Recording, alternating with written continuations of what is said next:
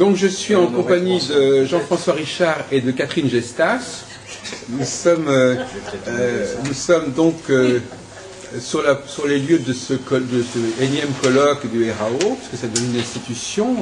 D'ailleurs, Catherine Gestas, justement, vous posez une question un petit peu provocatrice. Vous-même, vous êtes aussi responsable de colloque. Mais tout à fait. Donc finalement, c'est un petit peu le colloque bis, enfin c'est un petit peu le deuxième grand événement astrologique de l'année qui annuellement, enfin je veux dire, ce sont des événements complémentaires et c'est vraiment très bien qu'il y ait un congrès de cette qualité-là à Lyon. Et nous sommes des partenaires. Là, j'entretiens des liens tout à fait privilégiés avec Yvette Breuiller et c'est bien que nos deux associations coopèrent ensemble. Oui. Et ça, vous coopérez de quelle façon? Eh bien, peut-être par l'échange des conférenciers, c'est-à-dire par le fait de donner nos appréciations élogieuses sur les conférenciers qui ont été bons dans chaque congrès, par exemple. Oui, d'accord. Donc il y a comme ça des gens qui ont la cote. Oui. Des liens. C'est pas des gens qui ont la cote, c'est pas dans ces termes-là, mais on est à l'affût si vous voulez, de nouveaux talents d'astrologie, et c'est tout à fait bien de pouvoir échanger ensemble à ce niveau-là. Oui. Faire parler des personnes qui n'ont pas l'habitude de parler, par exemple. Je pense que ça va commencer là. Oui. Donc non, mais Monsieur Richard, lui, il a décidé de ne pas. De ne pas assister à ma conférence. C'est à cause de lui. Hein. On va venir assister. Vous commencez, c'est pas vous, ce n'est pas la première quand même, parce que c'est la première. Ah d'accord, mais je ne voudrais pas vous retarder, alors comment ça... Mais je me sens responsable, comment ça... On va laisser Catherine Gestas assurer sa prestation, et vous la parler un peu plus tard. Donc vous êtes vraiment dans votre élément là. Le colloque sur l'argent, l'astrologie de l'argent, c'est votre sujet de prédilection? Oui, parce que je suis économiste de formation. Et que ce qui m'intéresse essentiellement, c'est de faire des prévisions économiques et boursières. Oui. Et donc,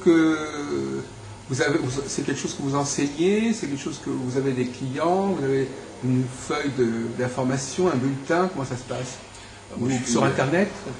De profession, je suis journaliste et je publie une lettre de prévision boursière qui s'appelle Bourse Anticipation, qui parle aussi beaucoup d'économie, un peu de politique et de relations internationales. Et donc c'est vendu sur abonnement. Alors est-ce que l'astrologie est capable d'apporter des lumières sur la question des fluctuations financières, monétaires? Oui, moi je suis économiste et historien de formation. Et ce qui m'a toujours frappé quand je travaillais comme journaliste professionnel pour différents quotidiens ou hebdomadaires à Paris, c'est de constater que l'économie, ce qu'on appelle l'économie fondamentale, est tout à fait incapable de prévoir les fluctuations économiques. Si on prend le krach financier actuel, la science économique n'a absolument rien prévu. Le consensus de ce qu'on appelle le consensus des économistes n'a absolument pas prévu cette crise, ni son ampleur, ni sa profondeur. Et ce qui est assez amusant à constater, c'est que lors du krach Internet de 2000, c'était la même chose. Au contraire, les économistes disaient à l'époque qu'on était rentré dans un cercle vertueux et qu'il ne pouvait plus y avoir de crise financière ou de crise économique. Le krach de 87, il fallait acheter des actions parce qu'elles n'étaient pas assez chères. En 1929, c'était exactement le même discours, les actions étaient insuffisamment valorisées, il fallait en acheter. Et pour mémoire, l'indice Dow Jones a perdu 89% de sa valeur entre 1929 et 1932. Et si on regarde ce que peut apporter l'astrologie, on s'aperçoit qu'elle donne, elle, de bons repères sur la tendance économique et la tendance des marchés d'actions, là où l'économie fondamentale en est tout à fait incapable. Alors, quels sont on va commencer par des choses assez concrètes. Quels sont est-ce que actuellement la situation actuelle elle est liée à une cyclicité, elle est liée à une configuration particulièrement forte? Est-ce que ça s'inscrit dans un processus normal? Oui, tout à fait. Si on veut prendre les grandes tendances de l'économie occidentale et des marchés d'action, on regarde notamment les grandes conjonctions et oppositions planétaires. Pour mémoire, le krach Internet, c'était une opposition Saturne-Pluton. Quand on est arrivé, par exemple, en 2005 ou 2006, et qu'on voyait qu'on avait devant soi une opposition Saturne-Neptune de 2006 à 2008, suivie d'une opposition Saturne-Uranus qui vient tout juste de commencer de 2008 à 2010, on ne pouvait que se poser des questions sur ce qui allait arriver à l'économie mondiale et au marché d'action. Donc quand la crise des subprimes a éclaté, le repère que donnait l'astrologie moderne était clair et il n'y avait pas lieu de s'étonner de voir le début de la crise éclater. D'autant plus que si on se réfère au passé, la précédente opposition Saturne-Neptune, c'était de 71 à 74 et auparavant de 1936 à 1939. Dans les deux cas, on a eu des tendances récessionnistes importantes à l'œuvre. On a eu, notamment dans les années 70, également ce qu'on a appelé le phénomène de la stagflation, un krach pétrolier. Et qu'est-ce qu'on a eu ces derniers mois? Exactement la même chose. C'est-à-dire que la crise a commencé par une crise de la consommation des ménages, avec la baisse de l'immobilier américain. Ça s'est poursuivi avec un krach pétrolier, un krach sur les denrées alimentaires, une poussée inflationniste forte. C'est-à-dire qu'on a répété, pas d'une façon parfaitement exacte, mais on a quand même répété très largement ce qui s'est passé au début et au milieu des années 70 et à la fin des années 30. Donc, quand on voyait l'opposition Saturne-Neptune approcher, on ne pouvait qu'émettre au moins des hypothèses allant dans le même sens, c'est ce que j'avais fait, ce qui n'était pas très, très difficile à faire d'ailleurs, c'est-à-dire de se dire qu'on risquait une crise qui partait de la consommation des ménages et qui évidemment allait toucher les marchés boursiers. Et maintenant, on en a quasiment fini avec l'opposition Saturne-Neptune, on est passé à l'opposition Saturne-Uranus. Ça, c'est l'éclatement du système bancaire qu'on a vu ces dernières semaines, avec la menace de faillite en chaîne. Et d'un seul coup, on est passé d'une situation d'hyperinflation possible à une situation de quasi-déflation.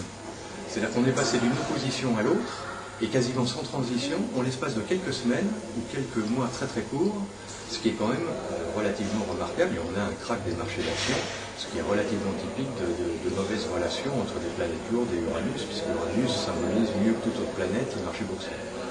Est-ce que vous ne pensez pas que cette crise peut avoir des effets salutaires en tout cas, ça va favoriser la mainmise de l'État sur l'économie. Oui. La mainmise des grands régulateurs qui vont limiter sensiblement les libertés. Oui, alors on peut se poser des tas de questions à ce sujet. C'est un peu difficile d'apporter des réponses trop précises parce que là, ça revient un peu à lire dans le marc de café. La seule chose qu'on peut voir, et c'est ce que tout le monde constate, donc l'astrologie n'apporte rien, si elle apporte un petit quelque chose, c'est qu'une opposition Saturne-Uranus, c'est notamment ce qu'on peut considérer de façon très générale comme une contestation des systèmes. C'est-à-dire que ça conteste aussi bien les systèmes politiques. Pour mémoire, la dernière opposition Saturne-Uranus, c'était 65 à 68. L'année 68, on ne peut pas dire qu'elle a été tranquille au plan international, avec toutes les manifestations de jeunes qu'il y a eu, le printemps de Prague, mai 68 en France, des émeutes au Mexique, en Italie, en Grande-Bretagne, aux États-Unis, etc. Tout ça, on devrait le revoir. C'est déjà parti en Italie, il y a des grèves générales chez les étudiants et les lycéens. En France, ça commence à bouger. On va revivre un certain remake de l'année 68. Ah oui. Très certainement. Alors, est-ce que ça peut déboucher sur des éléments positifs ? Il ne faut pas oublier que c'est une opposition planétaire. Donc, une opposition, c'est quand même un facteur de blocage. Oui. Et toutes les contestations, aussi légitimes puissent-elles être, qui naissent sur une opposition, sont normalement condamnées à l'échec. À cet égard, d'ailleurs, 68, c'était un peu particulier parce qu'il n'y avait pas que l'opposition Saturne-Uranus, et ça a quand même été aussi, par ailleurs, un tournant historique qui a marqué la libération des femmes, un tournant culturel, musical notamment, fondamental, etc. Mais on ne voit pas ça en ce moment. Alors, c'est évident au plan économique qu'il y aura plus de régulation des marchés d'actions et des marchés boursiers. Est-ce qu'on ne risque pas de tomber dans un interventionnisme d'État qui Donc on sait ce que ça donne, hein. La caricature, c'est de tomber dans le soviétisme, et à ce moment-là, c'est plus le remède est pire que le mal. Je suis pas très... j'ai du mal à en tirer des conclusions ou des hypothèses pour l'avenir. Bon, ce qui est sûr, c'est qu'il y a besoin de plus de transparence et de régulation sur les marchés. Maintenant, dans quelle mesure ça va se faire ou pas se faire, peut-être que ce sera impossible de le faire. Parce que, voyez-vous, il se trouve que moi-même, je travaille également un peu dans ces domaines, et que moi, je n'explique pas forcément la crise actuelle par les configurations dont vous parlez, qui sont effectivement, où il n'y a pas de conjonction, effectivement, vous avez remarqué, d'après votre système, il n'y a pas de conjonction importante. Il n'y a aucune conjonction importante. Et si on projette même un peu plus loin, le seul élément positif qu'il y a sur les années à venir, c'est un simple demi-sextile Uranus-Neptune, qui va commencer à s'installer au printemps prochain, et puis qui va étendre son influence globalement jusqu'en 2012. C'est le seul élément positif de la période. Alors il va être important, à mon avis, il va limiter la casse de la période actuelle, mais si on regarde l'ensemble des éléments sur lesquels on peut s'appuyer, effectivement il n'y a aucune conjonction ni jupitérienne ni saturnienne qui constitue toujours un moteur important pour la croissance économique mondiale, et jusqu'en 2020 il n'y a pas de conjonction. Mais quand même, monsieur Jean-François Richard, quand même, il y a quand même beaucoup de rencontres internationales, beaucoup de concertations internationales, tout ça, il y a quand même ce que j'appelle un phénomène quand même conjonctionnel à ce niveau-là. Je ne parle pas de l'astrologie, hein, là je parle des... Il semblerait que d'une certaine manière l'astrologie soit décalée, justement cette grille oppositionnelle, même si elle correspond, elle peut rendre compte de la crise, mais malgré tout, on a l'impression qu'au contraire ça encourage une énorme communication entre les leaders, entre les responsables, qui n'est quand même pas la confusion la plus totale, hein, c'est ce qu'on puisse dire. Non, tout à fait. Mais alors ça, je pense que ça ressort plutôt d'une trame de fond, et heureusement, parce que sinon, tout le monde est en train de se poser la question aujourd'hui de savoir si on va revivre la Grande Dépression, la crise de 1929 au milieu des années 30. Bon, je ne crois pas, parce que les configurations planétaires sont négatives, mais d'abord elles sont beaucoup moins horribles, c'est même sans comparaison. Si on prend la Grande Dépression, là où ça a été le repli sur soi, le développement d'un nationalisme économique avec l'envolée des tarifs de douane, etc., le libre-échange a été complètement fusillé par la crise de 1929. Mais excusez-moi, monsieur, en 1929, parce que je ne connais pas bien le dossier, est-ce qu'en 1929, il y a eu des interventions importantes des États ou de... Est-ce qu'il y a eu les réactions ont abouti? Comment est-ce qu'on a cherché à réguler la crise en 1929? C'est ça qui est remarquable, c'est que rien n'a été fait en 1929. Tout est parti, comme d'habitude, des États-Unis, puisque c'est l'économie dominante. C'était l'administration Herbert Hoover à l'époque, qui, en voyant arriver la crise de 1929, qui a d'abord commencé au plan économique, baisse de la production industrielle, ça s'est transcrit après sur les marchés d'actions pour des raisons spéculatives, tout à fait similaires à celles qu'on a connues sur le marché immobilier ces dernières années. Et l'attitude de l'administration américaine, puis après des États européens, ça a été de se dire, laissons faire, la crise va se résoudre d'elle-même, et il n'y a pas de mesures particulières à prendre, ni pour soutenir le crédit, ni pour aider les banques, ni pour soutenir la consommation.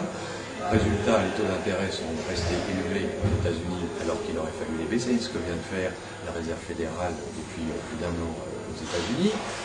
Il n'y a eu aucune injection de liquidité ou d'aide au système bancaire pour l'aider à survivre. En réalité, 3 ans après, les 2 tiers des banques américaines avaient fait faillite. Le chômage est passé à 25% de la population active aux États-Unis. Et il a fallu Roosevelt, avec son New Deal, pour apporter une certaine... un petit peu d'huile dans la mécanique. Donc rien n'a été fait lors de cette crise.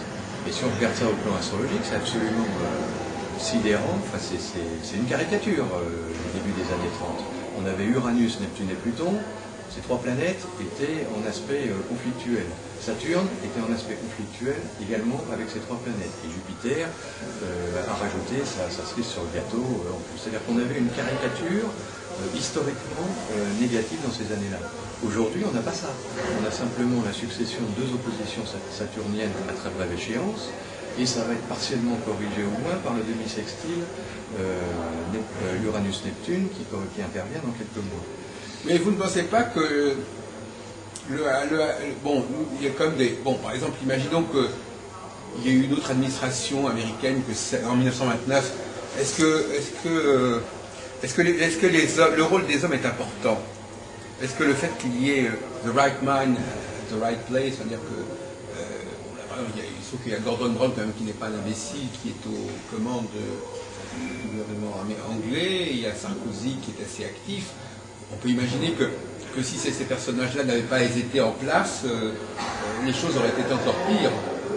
Je veux dire, le facteur aggravant du fait qu'on a des responsables qui ne sont pas à la hauteur de la situation, qui n'ont pas la dynamique nécessaire ou la formation nécessaire.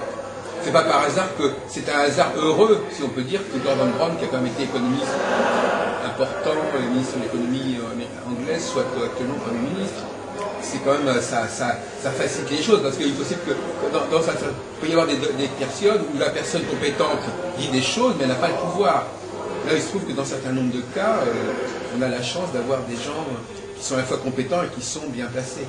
Oui, je crois que c'est vrai ce que vous dites.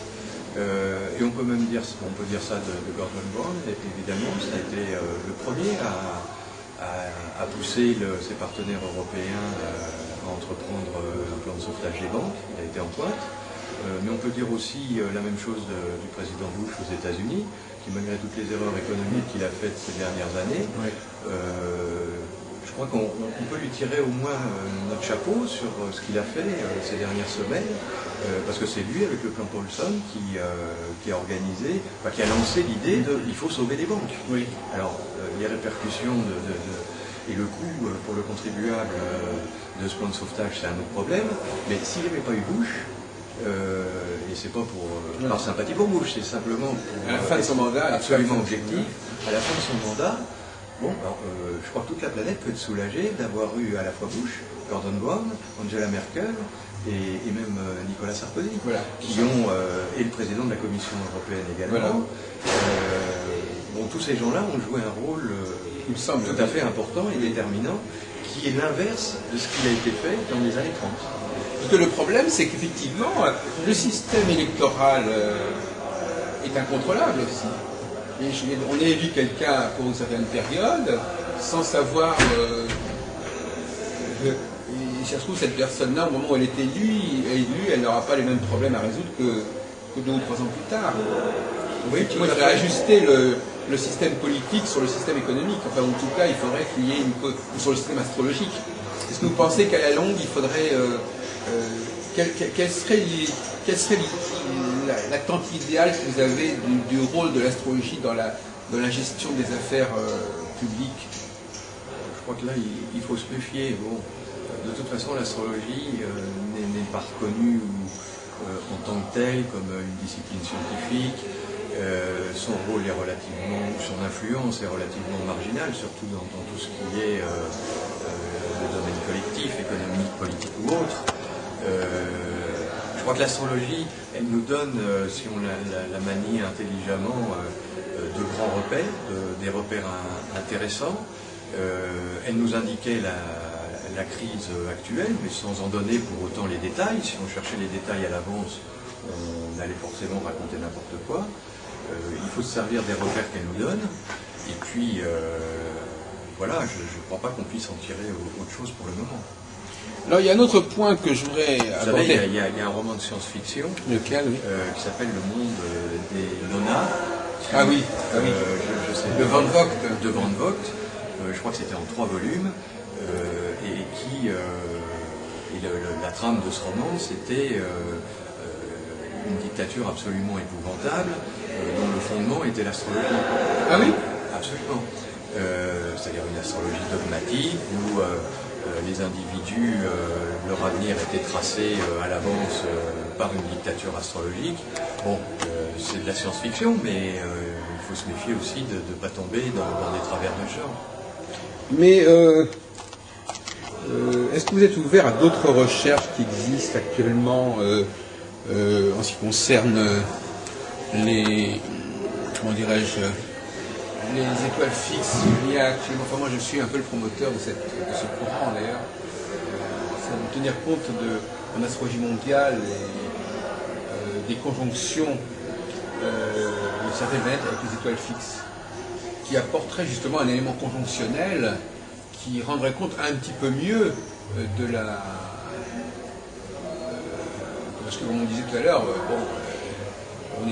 on peut très bien imaginer au contraire que se mette en place un ordre politique, économique assez rigoureux au niveau mondial qui serait quand même plutôt... qui ne correspondrait pas à ces oppositions dont vous parlez, là, voyez-vous. On a l'impression, enfin moi je ne sais pas, je ne dis pas ça pour vous embêter, monsieur Richard, mais là effectivement, ce que vous dites, vous le dites parce que justement, vous êtes dans la logique de ce que vous constatez, c'est-à-dire que puisque nous avons des oppositions, ça veut bien dire que ces oppositions nous permettent de comprendre de cette façon la réalité. Mais donc vous percevez la réalité, surtout dans son devenir, par rapport aux configurations astrales.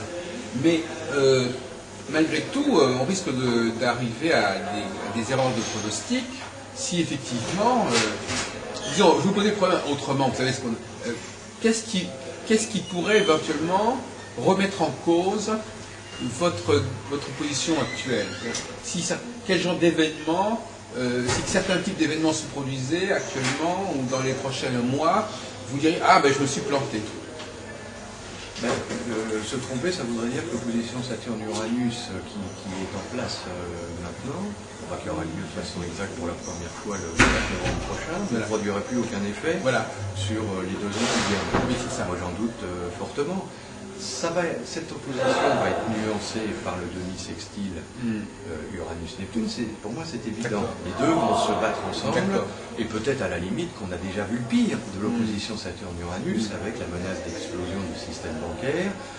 Peut-être que les indices boursiers qui ont quand même chuté déjà de 50% en Europe depuis environ 1 an et demi, peut-être qu'ils ont déjà atteint le point bas de ce qu'ils peuvent faire parce que vous avez par exemple les accords de Bretton Woods.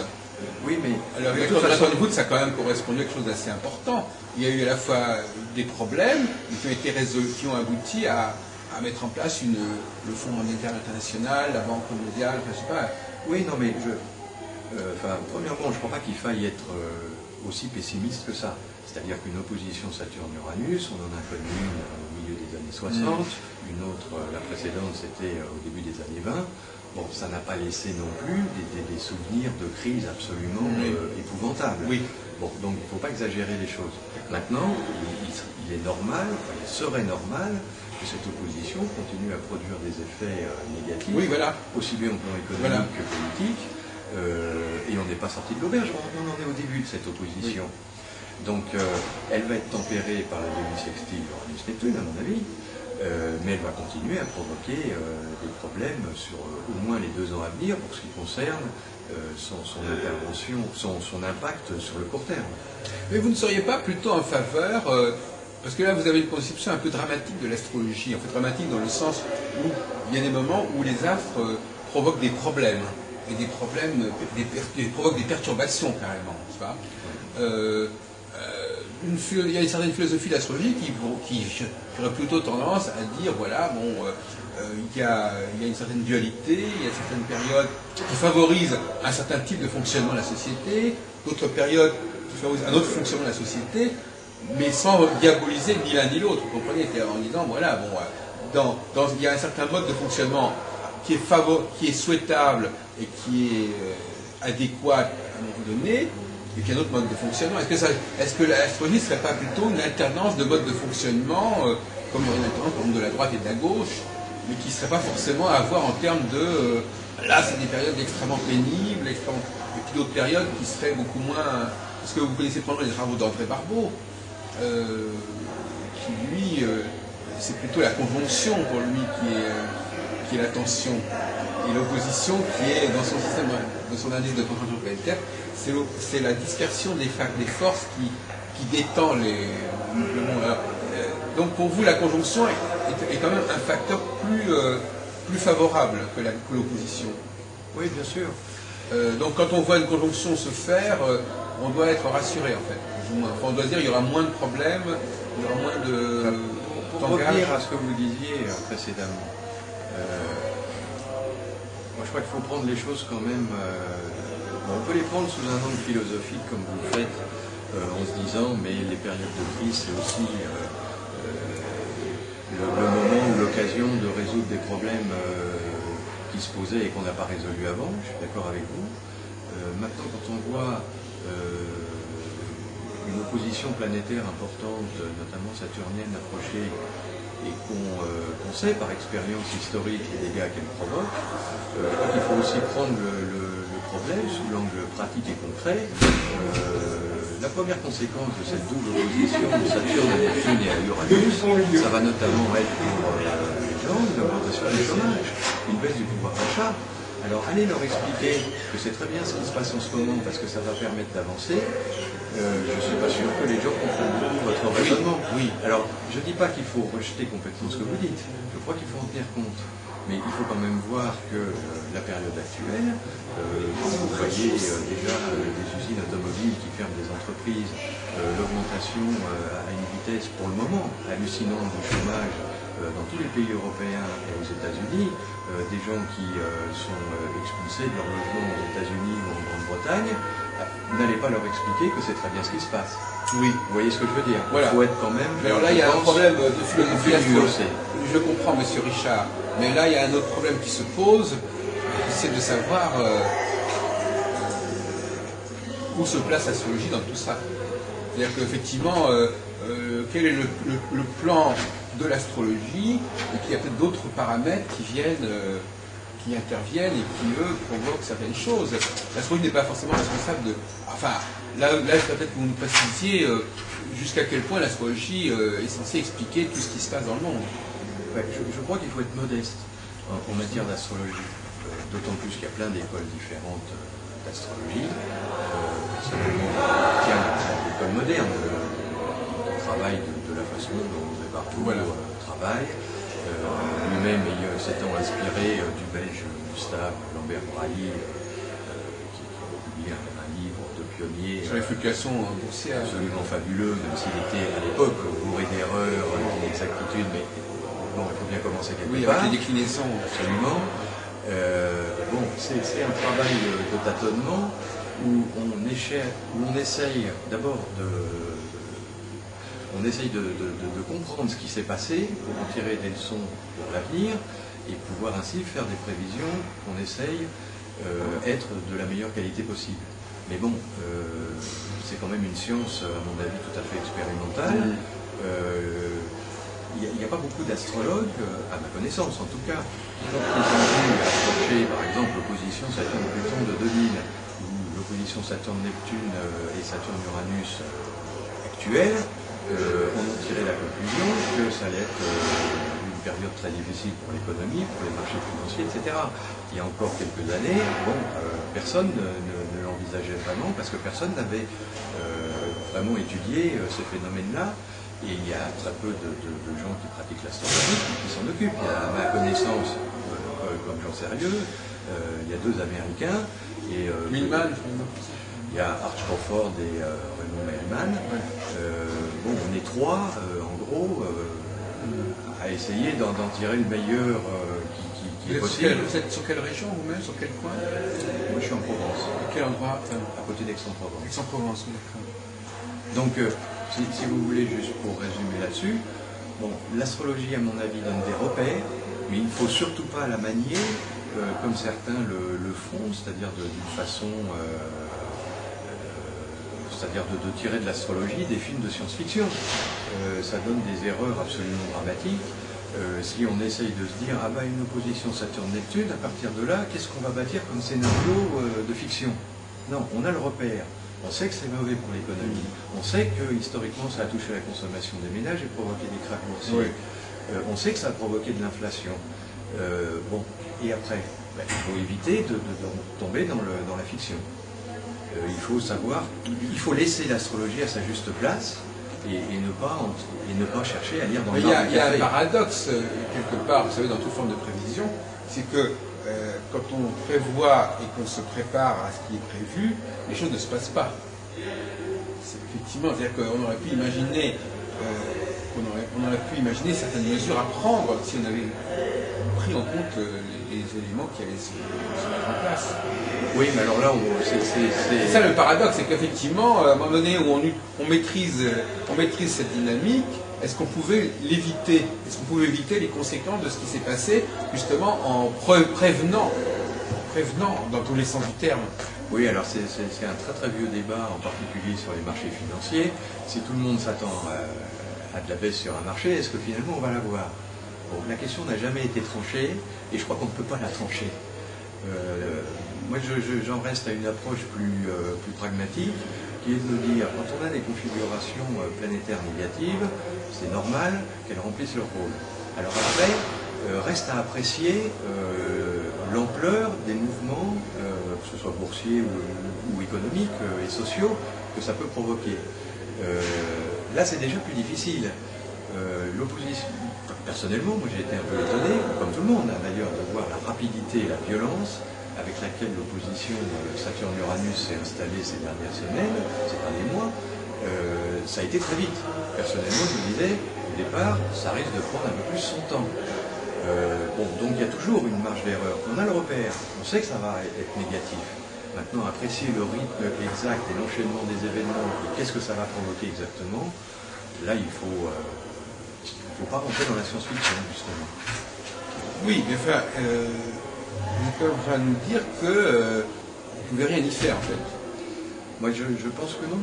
Il y a une influence qui est négative et qui tire l'économie. Il n'y avait pas de moyen d'éviter ou de modérer l'impact. Bah, on peut le limiter, certainement. Mais alors, par exemple, on voit que probablement les puissances occidentales ont sauvé le système bancaire international. Alors, il y a deux façons de prendre le problème.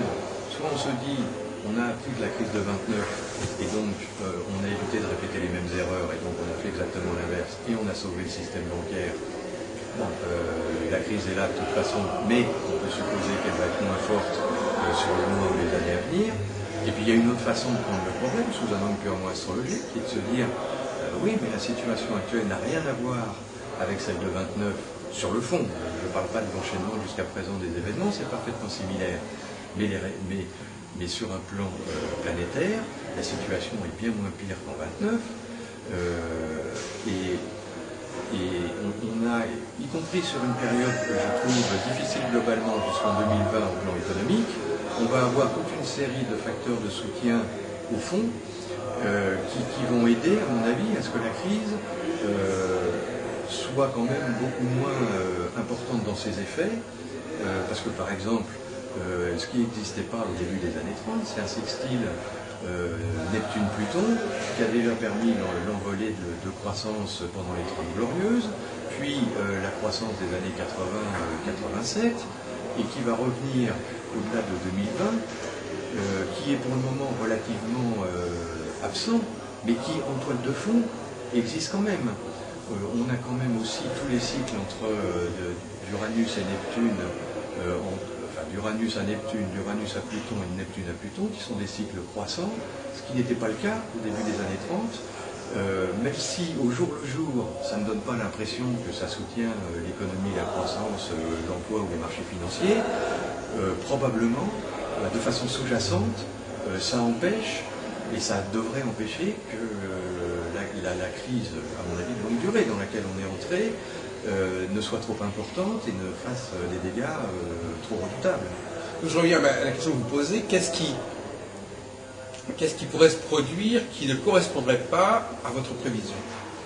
Ce qui pourrait se produire qui ne correspond pas à une prévision, c'est par exemple que, je sais pas, je prends le crack Internet puisqu'il est derrière nous, donc on a le recul qu'il faut pour en parler. C'est que l'opposition Saturne-Pluton, enfin d'abord Jupiter-Pluton de 2000 à 2001, puis Saturne-Pluton de 2001 à 2003, n'est pas coïncidé avec de quelconques difficultés économiques, n'est pas entraîné de krach boursier, mais au contraire que les actions et l'économie aient continué à progresser allègrement. Si ça s'était passé, on se serait dit, mais là, il y a quelque chose qui ne va pas. Oui, mais comme vous dites, oui, d'accord, mais disons dans l'avenir, dans les 12 prochains mois, qu'est-ce qui devrait plutôt se passer et qu'est-ce qui devrait plutôt ne pas se passer? Ben, ce qui devrait se passer sur disons, les 2 prochaines années, pendant 2 ans encore, on va vivre au rythme de l'opposition Saturne-Uranus. Donc il ne faut pas s'imaginer, à mon avis, que ça y est, parce qu'il y a eu un plan Paulson aux États-Unis et un plan de l'Eurogroupe en Europe, la crise est finie. D'ailleurs, on voit bien ce qui se passe. L'économie, c'est un paquebot. Autant un marché d'action, il peut gagner ou perdre 30% sur un mois, autant l'économie, elle avance de façon plus pesante et plus régulière. Donc, on a une crise qui est là, qui est ouverte, et qui va continuer, à mon avis, nécessairement, parce que l'opposition Saturne-Uranus n'a pas fini son travail. Maintenant, ce qui va nuancer cette opposition, et alors c'est là qu'existe une certaine incertitude ou une certaine marge d'erreur dont il faut avoir conscience, à mon avis. En tout cas, moi j'en ai conscience, c'est le demi-sextile, Uranus-Neptune, qui lui arrive, qui probablement, peut-être, on peut se dire, qu'il n'est pas étranger au plan Paulson ou au plan de l'Eurogroupe, puisque ce demi-sextile n'a pas encore été exact. Mais tout cet été et jusqu'à maintenant, il s'est resserré au plus près par rapport au début de chaque année où il est plutôt au plus éloigné. Il arrive au printemps prochain, mais pour la première fois seulement. Et puis après, il va étendre son influence globalement, on peut dire en 2012. Donc il va atténuer les effets de la crise. Est-ce qu'il peut prendre le pas sur l'opposition Saturne-Uranus? À mon avis, difficilement. Les deux vont devoir coexister pendant un certain temps. Et en général, ce qu'on constate, c'est que c'est la première configuration qui s'installe, qui garde la main jusqu'à ce qu'elle ne puisse plus intervenir et elle passe le relais après à la suivante. Donc c'est plutôt mon schéma. Maintenant, si je me trompe là-dessus et que le demi-sextile Uranus-Neptune se révèle avoir une influence plus marquée et plus appuyée que je le pense, bon, il faut savoir réviser aussi ces analyses. Et on a un excellent outil pour ça, c'est les marchés d'action. Là, on voit qu'à chaque fois que la Lune frappe l'axe de l'opposition Saturne-Uranus, le jour même ou le lendemain, les marchés d'action dévissent d'au moins 5%. On voit bien l'impact de l'opposition Saturne-Uranus. Donc, on a des outils pour essayer de mieux comprendre si on exagère. Prenons le problème autrement, parce que prenons le problème du point de vue de la conjonction qui n'est pas là. Si il y avait une conjonction, les choses seraient différentes. Nous ne sommes pas dans une période de conjonction. Au niveau de...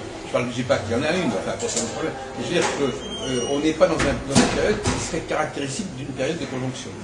Bon, alors, d'abord, il y a conjonction et conjonction. Je pense qu'il faut distinguer la conjonction de Jupiter et celle de Saturne.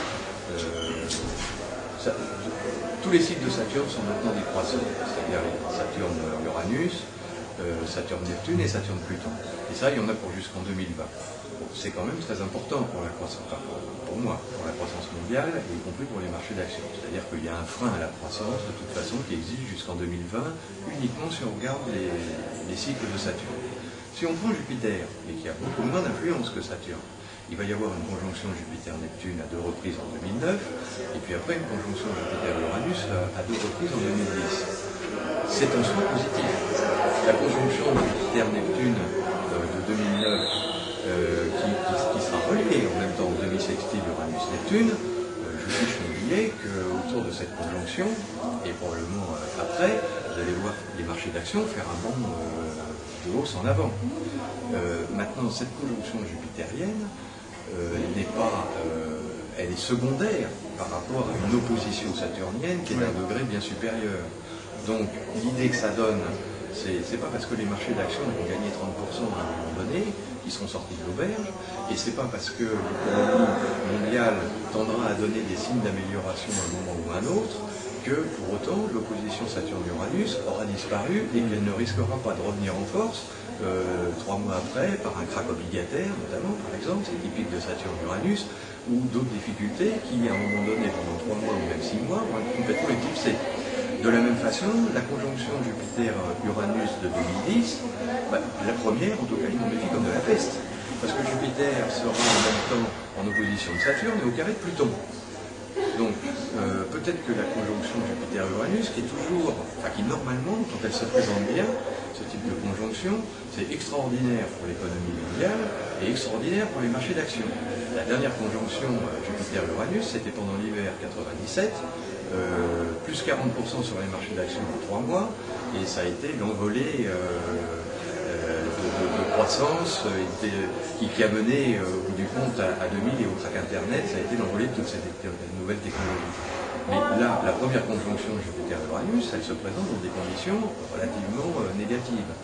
Par contre, Jupiter restera en conjonction Uranus, et une fois que l'opposition Saturne-Uranus sera dépassée, c'est-à-dire sur cette même année 2010, je pense que fin 2010 ou début 2011, alors oui, la conjonction Jupiter-Uranus va s'exprimer.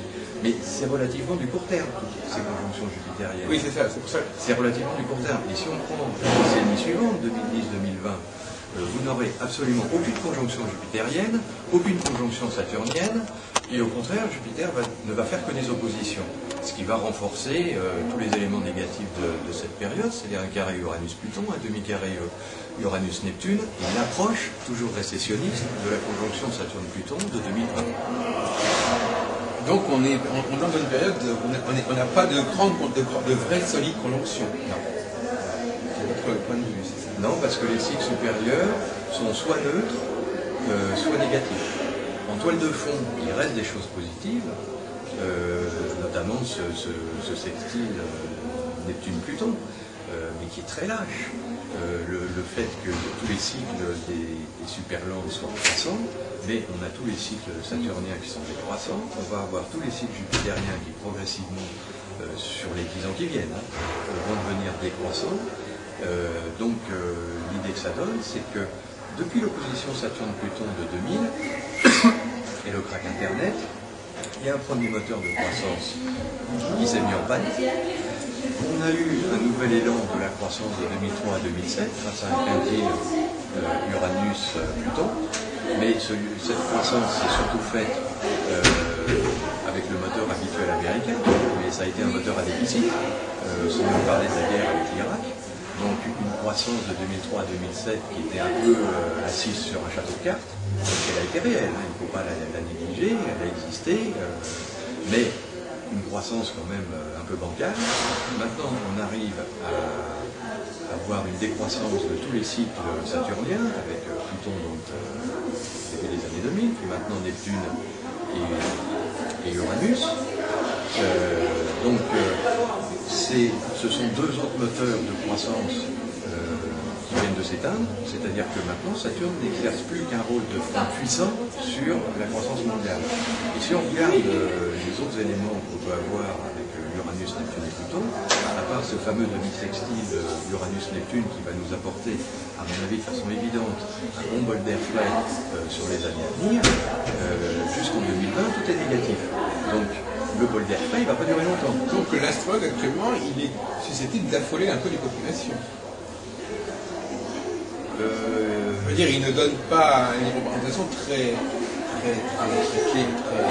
lumineuse de l'avenir. Non, mais parce que c'est pas possible. Moi, je préférerais être en 2019 ou en 2020, à un moment qui sera probablement pas très sympathique, pour dire, ah oui, mais regardez la décennie 2020, même jusqu'à 2040, c'est absolument extraordinaire, c'est un redémarrage de la croissance et donc du développement des richesses dans le monde, du pouvoir d'achat, de l'emploi, etc.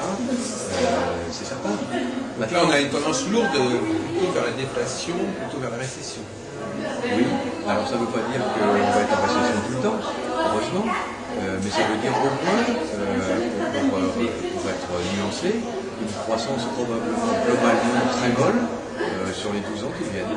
À part cette respiration qui va être ponctuelle, ça va durer 1 an ou 2 ans avec l'Uranus-Neptune. Enfin, 2 ans en économie, ça passe par la souffle, hein, c'est très rapide.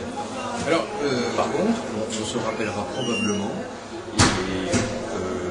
bon, c'est une hypothèse qui demande à être vérifiée, mais quand on sera en 2020, 2030 ou 2040, on se dira peut-être, ah ben il y a eu une période qui a commencé en 2000, qui s'est terminée en 2020, et où l'économie mondiale a connu finalement quasiment 20 ans de périodes plus ou moins difficiles, avec par-ci par-là des périodes plus favorables, comme de 2003 à 2007, bien sûr, mais globalement, il y a eu un problème, et il me semble que le problème essentiel de cette période, c'est l'endettement des États, qui est typique du cycle Saturne-Pluton, qui est quand même le plus important des cycles saturniens. On voit que les États-Unis, maintenant, ont un déficit absolument colossal, qui vont continuer à s'endetter. L'Europe est globalement très endettée, et si on prend un pays comme la France, voire l'Italie, je veux dire, cette dette risque de nous exploser à la figure, notamment à cause de cette opposition Saturne-Uranus. Vous parlez de dire qu'on affole les gens, mais je crois qu'on a l'air performable, on les indique, bon, avec prudence, nuance, etc. Mais si la dette française nous explose à la figure dans les mois qui viennent, on va dire, voilà, c'est un des problèmes posés par cette opposition Saturne-Uranus. Si demain la France se retrouve en état de faillite, qu'elle n'est plus capable de payer ses fonctionnaires à la fin du mois, c'est aujourd'hui un scénario de politique fiction complet. Maintenant, ça vient de se produire en Islande, ça vient de se produire en Biélorussie, et on peut se demander si ça ne va pas se produire à très court terme en Argentine. Alors d'envisager que la France se retrouve dans une situation identique, ça paraît incroyable. En fait, je vous signale que, même sans faire d'astrologie, l'ancien ministre du budget Alain Lambert commence à se poser des questions sérieuses à ce sujet-là.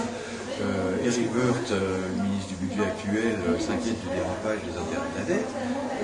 Est-ce que vous ne pensez pas, voilà, Monsieur Richard, le problème est posé objectivement. Est-ce que vous ne pensez pas, Monsieur Richard, un peu comme en 1944 avec Bretton Woods, que ça veut dire aussi une perte de souveraineté éventuellement, ça veut dire éventuellement la remise le contrôle de superpuissance sur des États qui seraient vassalisés, etc. Je veux dire, est-ce que ça ne va pas vers une satellisation de certains États, justement du fait de leur fragilité économique?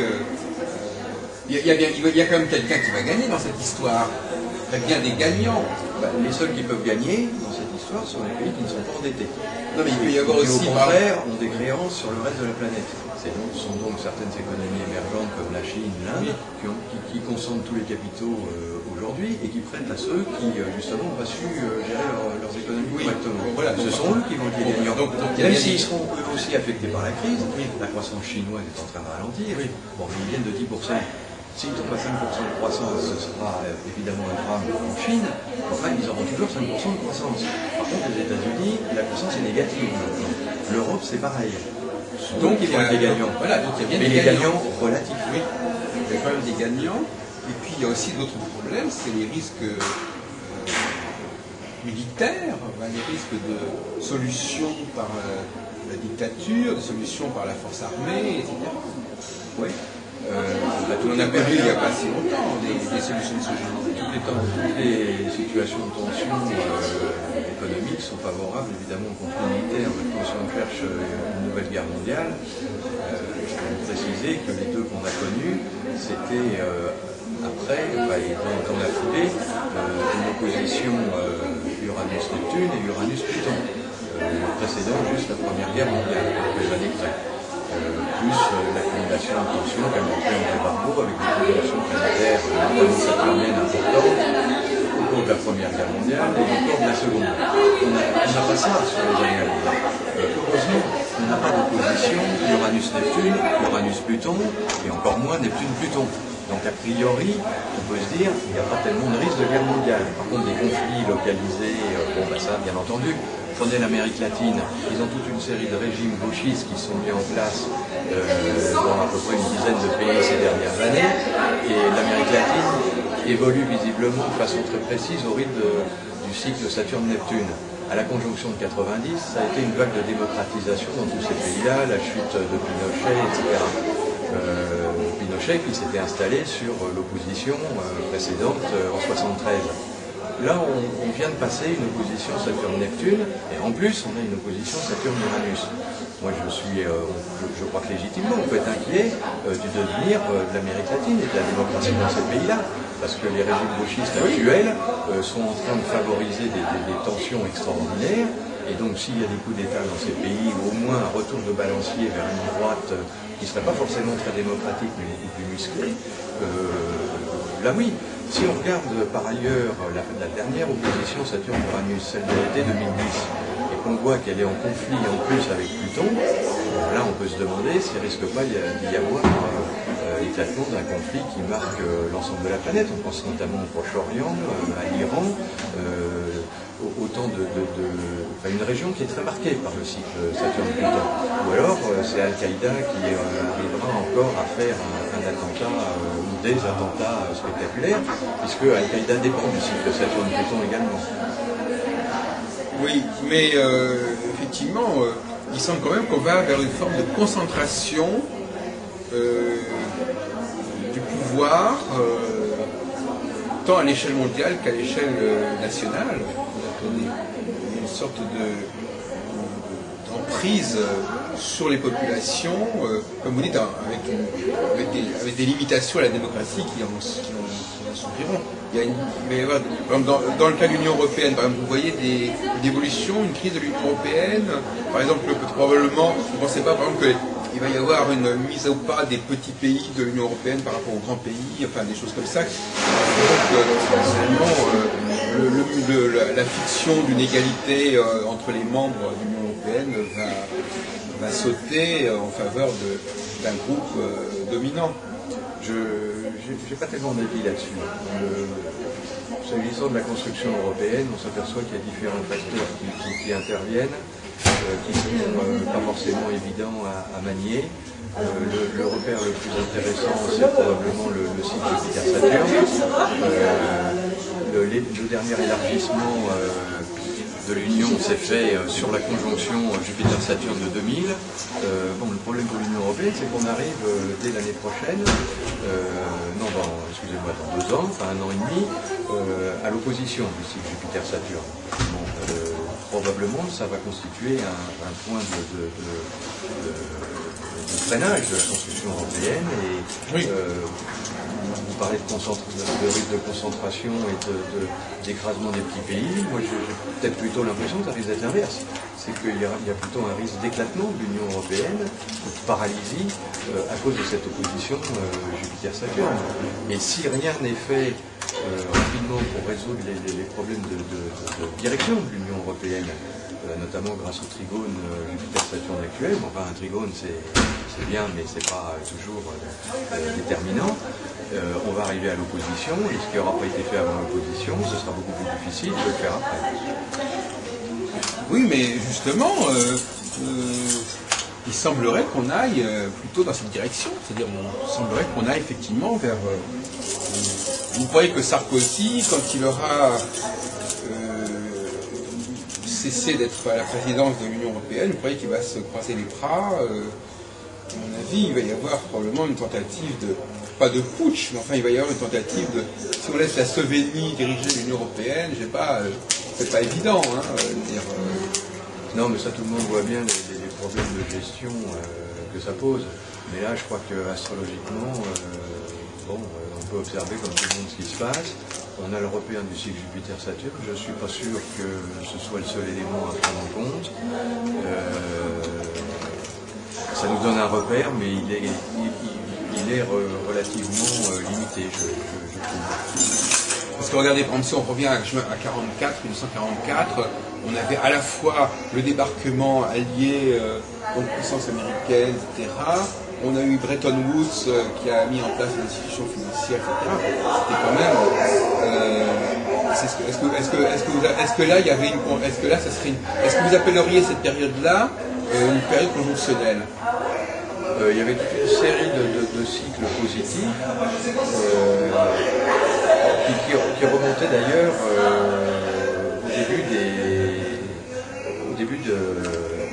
même qui remontaient à avant. Quand l'Allemagne nazie a envahi toute l'Europe, ça s'est fait sur une conjonction Jupiter-Saturne.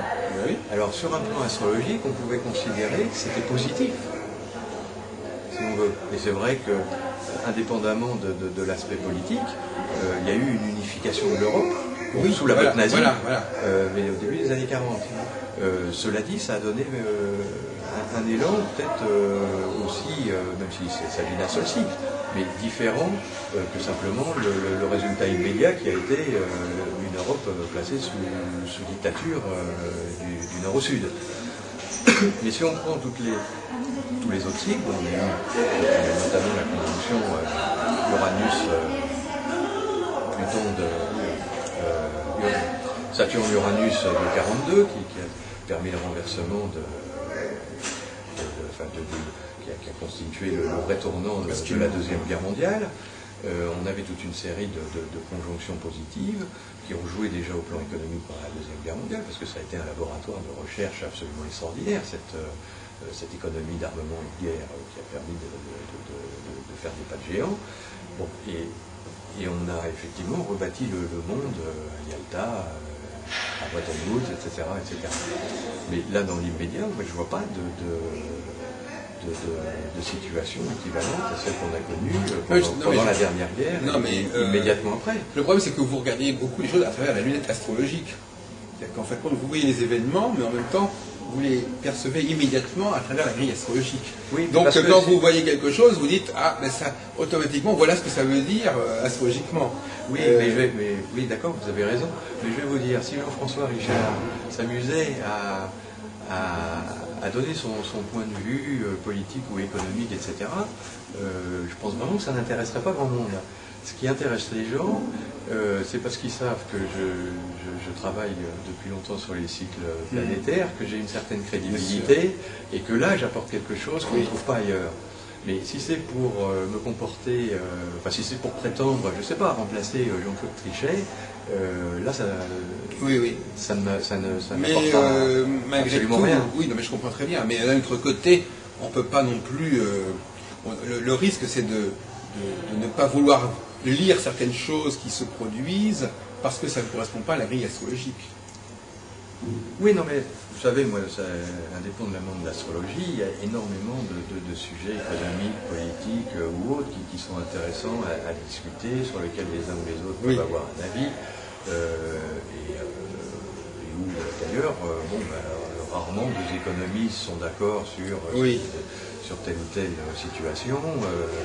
Bon, maintenant, moi j'en reste à mon domaine, enfin moi pour ce qui concerne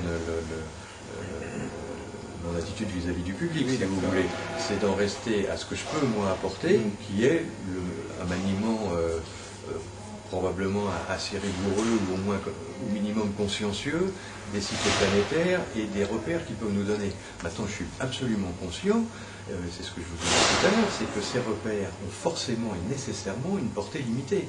On ne lit pas dans le marc de café et on ne peut pas en bâtir des schémas de politique-fiction ou de science-fiction. Qu'est-ce que pensent vos collègues dans le monde économique, financier de votre démarche? Comment vous êtes perçu dans la sphère ça dépend lesquels. Il se trouve que moi je suis pas astrologue de formation du tout. Je me considère d'ailleurs pas vraiment comme un astrologue. Est-ce qu'il y a des gens qui ignorent que vous êtes astrologue, par exemple, qui vous demandent vos conseils sans savoir que vous faites de l'astrologie? Non, ça tout. Donc on le sait. Donc vous êtes, on sait. Henri Richard, lui, donne des conseils à partir de configurations astrologiques. Et à l'origine, je le disais tout à l'heure, je suis économiste de formation et j'ai travaillé assez longtemps dans les principaux quotidiens financiers sur les marchés. Ça m'a donné l'occasion de nouer beaucoup de contacts avec des économistes, des analystes techniques, etc., qui sont devenus des amis. Est-ce que vous avez fait des émules et qui sont restés. Et donc on échange en permanence. L'astrologie apporte des repères sur les marchés financiers, mais l'analyse technique en apporte d'autres, et l'économie fondamentale, même si elle ne prévoit pas les grandes crises et qu'on peut critiquer ses insuffisances, mais elle apporte quand même aussi une série d'éléments. Et avec tous ces confrères, moi je fais de l'astrologie, eux ils font de l'analyse technique ou de l'analyse fondamentale, mais on a toujours plaisir à discuter entre nous pour dire alors qu'est-ce que t'en penses, où est-ce qu'on en est, etc. Et je crois que c'est ça qu'il faut faire. Il ne faut pas dire qu'il y a une discipline qui peut supplanter toutes les autres. Enfin, non, elles sont toutes complémentaires. Vos confrères respectent votre façon de procéder. Oui, bien sûr. Ils voient les résultats. Oui. Ils voient les résultats. Ils voient qu'effectivement, le crack Internet par exemple, opposition Saturne-Pluton, à l'époque personne ne l'avait vu venir, ni en analyse technique, ni en analyse fondamentale. Moi je disais, écoutez, moi j'en sais rien, mais moi je vois ce que j'ai devant moi, c'est pas bon. Donc je sais pas trop combien ça va baisser, mais si vous pensez que ça va monter, je suis un peu sceptique. Ils ont vu que le CAC 40, il a quand même perdu 65% de sa valeur en 2 ans et demi. Donc ne serait-ce que des prévisions de ce genre, au moins l'explication de ce qu'on peut redouter à tel ou tel moment, bon, il n'y a pas de... Je vais vous poser la dernière question, parce que je ne voudrais pas que vous privez trop du colloque. Tous ces cycles étaient bien évidemment ignorés et inconnus dans l'Antiquité. Oui. Donc on se demande quelle astrologie pouvait exister avant presque le XXe siècle, vu que vous parlez beaucoup de Pluton, de Neptune. Oui, c'est ça qui est un petit peu le paradoxe de l'astrologie contemporaine, c'est qu'on se dit, mais alors, l'astrologie s'est construite, a vécu pendant des millénaires sans ces planètes. C'est-à-dire à l'époque, ils n'avaient pas le choix, puisqu'ils n'avaient pas de lunettes astronomiques suffisantes oui, bien pour sûr. Détecter les oui. Mais néanmoins, on se pose des questions sur, au fond, est-ce qu'il n'arrivait quand même pas si l'astrologie a existé, elle a quand même existé, elle a quand même pu faire ses preuves au cours des millénaires, et pourtant elle ne connaissait pas ces planètes invisibles. Mais je crois qu'ils faisaient avec ce qu'ils pouvaient, c'est-à-dire avec ce qu'ils avaient. Et si on prend le résumé des connaissances astrologiques de l'époque, le fameux livre de Ptolémée, Tétrabiblos, écrit, je crois, 2 siècles avant la naissance de Jésus. Non, après. 2 siècles après, peut-être. Oui, absolument.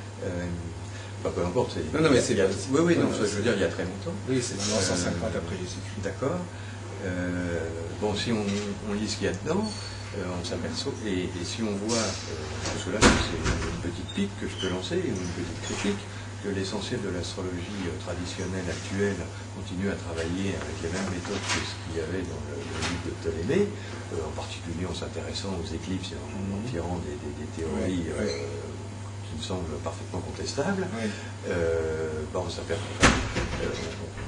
On voit qu'il y avait des limites à l'astrologie de cette époque qui étaient évidentes, indépendamment du fait que même certaines planètes étaient inconnues.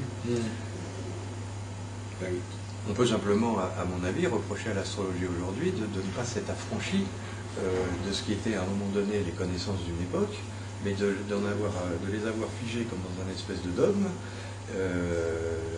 et de les transposer, même en maniant Uranus, Neptune et Pluton aujourd'hui, mais finalement d'être resté à Ptolémée. Ptolémée a fait un boulot formidable à l'époque, mais c'était à son époque. Oui. Oui, non, mais c'est toujours c'est un débat qui existe aussi beaucoup actuellement, à savoir que effectivement, ces planètes, au-delà de Saturne, elles agissaient sans que les hommes les connaissent.